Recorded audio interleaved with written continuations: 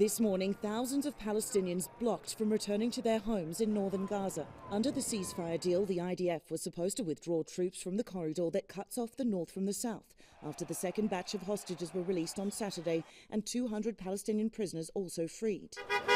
But huge crowds of displaced Gazans, finding the IDF, were still in place. Chaos and fear erupting by the blocked road as gunshots fired. Gazans running in fear, many holding the bags full of belongings they thought they would be bringing home. Israel accusing Hamas of breaching the terms of the ceasefire deal by withholding a civilian hostage.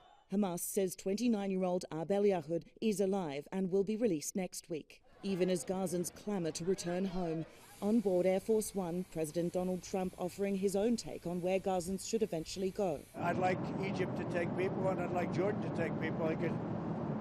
You're talking about probably 1.5 million people, and we just clean out that whole thing. The question of who will govern Gaza's future brought into sharp focus, with Hamas parading the streets in a show of force on Saturday. Emotional reunions for the families of Karina Ariel, Daniela Gilboa, Nami Levy and Liri Albag.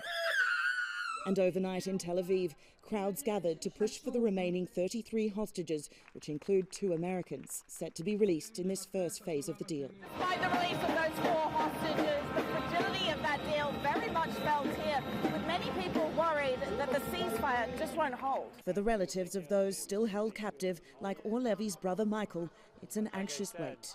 I still cannot breathe because my brother is still there.